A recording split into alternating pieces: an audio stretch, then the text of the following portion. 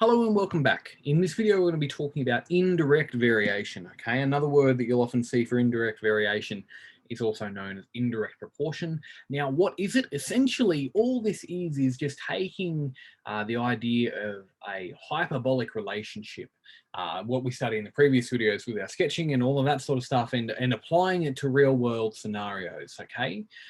Essentially, we're going to use hyperbolas to describe a relationship between two variables. Okay. In this particular case, if you're writing this down, you want to take important notes. This next section is probably what I would get you to highlight. Now, if y varies inversely with x. Now, this is what we say. We say inverse variation or inverse proportion. This is essentially talking about just describing a relationship between two variables. I'll talk a little bit more detail in just a second about what we mean with these. Okay, this is just saying y varies inversely with x. That is your first hint when you're studying these sorts of problems. But if we say they have an inverse proportional relationship, we can write it in this form. Now you'll notice that looks a little bit like a hyperbola, okay? All right, the only other thing that I need you to understand before we move on is that k in this particular equation is called the constant of proportionality or constant of variation. So k is a number here and y and x are the variables. Now, this may change a little bit in terms of y and x, and we may change the variables that we use, but we talk purely about the relationship that we're expressing between the two. All right. Now, inverse variation, all right, is just talking a little bit about this sort of curve here. So if you look here at y and x, okay, you'll notice that it forms the top right-hand side of a hyperbola, right? Okay, with our x going along this way. So you notice as our x increases, our y decreases. So as we go up in x, we go down in y. Okay, which is a really important thing to understand in our relationship for inverse variation. All right. In terms of applying this into a real life scenario to help you understand what we mean by inverse variation, it's helpful to look at this problem here. So if we talk about more people working on a project, we would expect it to take less time to complete. So essentially, we let one of our variables, say x, be people, and our y be time, for example. You'll notice that as we increase the number of people, we would expect the time that it takes to complete said project to decrease, which forms this hyperbolic relationship. And that's all indirect variation really is at its core. Okay, so let's have a little bit of a look at how we actually approach problems with this. Okay. So here in our first problem, let's just have a little bit of a look, and I'm going to talk to you about some key things. I'll read you the question first. The time taken t, for example 1 by the way, the time taken t in days to paint a house varies inversely with the number of painters p employed. It takes 6 painters 5 days to paint a house. So there are some really important points in this particular question. The first thing that tells you that it's an inverse proportion or indirect variation question is this keyword here, okay, where it says varies inversely. Now, the other thing that we need to know is we need to know our variables, right? So what we're talking about. So in this particular case, we're talking about t for time and p for painters. There are two variables, all right? And the other thing that we get given is a really, really important number, and that it takes 6 painters 5 days to paint a house, okay? So that's our next important thing. Now, to find the constant of variation, what we need to do is we need to set up a variation equation that's not quite finished yet, okay? So remember how I told you, if we have indirect variation, our equation will look anything like y equals k over x. However, in this particular case, it won't be y equals k over x because we have different variables. So we know time taken varies inversely with number of painters. So in this particular case, we're going to have t is inversely proportional to p, where t is our time and p is our painters. Now, you'll notice also that we're given that we have 6 painters will take us 5 days to paint a house. So what we want to do now is we want to find this constant of variation here. That's what the question is actually asking us. So I usually start off with this equation over here just so we can have a little bit of a starting point. All right, so let's find k. Remember I told you k was going to be a number. All right, so we're going to plug in the 6 and the 5 to help us out, all right, into this equation, and that'll leave us with one unknown. So we have 5, oh, let me fix that up. Okay, 5 is equal to k over 6. Let's get k by itself, all right? And by multiplying 6 over the other side, we end up with 30. So what this means is in this particular scenario, to describe this relationship between time and painters, our constant of variation will be 30. If you look at part B, it then says write an inverse variation equation to describe this situation. So to describe this situation, now that we have our value of k that we've just found, we can rewrite our original equation to match this scenario perfectly. So we end up with t is equal to 30 over p. And we're going to use this equation a lot throughout the rest of these questions. So this is a bit of a scaffold to sort of help you out and understand where we're going with these sorts of things, okay? So let's look at part C, okay? How long does it take 2 painters to paint the house? Well, we have P is equal to 2, and we have the equation that we've just found here that'll tell us the relationship between the two variables, okay? So we're going to let P equal 2 in this particular equation. So we have T is equal to 30 over 2. All right, so T is equal to 15 days. So it would take 2 painters, all right, 15 days to paint the house, okay? Now, just understand that we would agree with this being an inverse variation problem in this particular case, because essentially the more painters we have, we would expect the less time it would take to paint the house, okay? Which we can see happening here. We have less painters, so it takes more time, okay?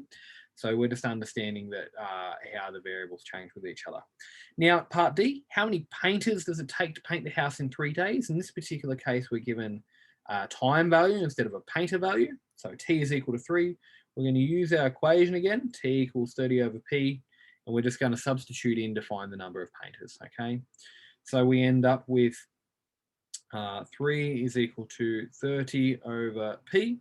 All right, we're going to take the P up, multiply, and then we're going to divide the 3 down, which will give us P is equal to 30 over 3, which will give us 10 painters.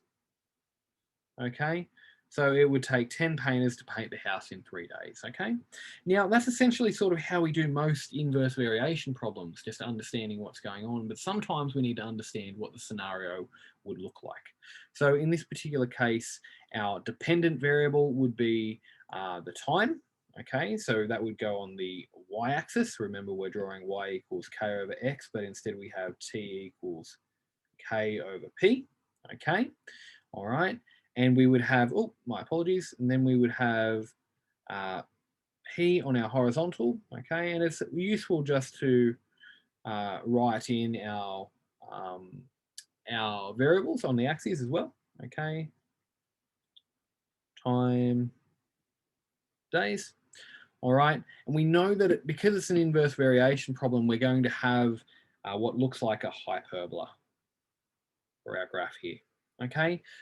Now, to graph this scenario, we need to represent this equation. T equals 30 over P. And to do that, we just need to add in a point of reference somewhere on our graph. Now, to add in our point of reference, it's useful to go back to the question here because it gives us a P value and a T value. So we know when P is equal to 6, okay, when we have 6 painters, it takes 5 days to paint the house, okay? So this is a reference point of, oh, my apologies, let me fix that up, of 6 and 5. That's just giving us a reference point, okay? So that happens when our painters is equal to 5, and it happens when our time, our painters are equal to 6, let me fix that up, and our time is equal to 5 days, okay? And that just represents this scenario in this particular case. All right, so this is a bit of a scaffold to approach all questions. So I might get you to pause and have a pause this video and have a bit of a go at the next couple of steps. It's exactly the same as the last one. We're just being careful with our variables here.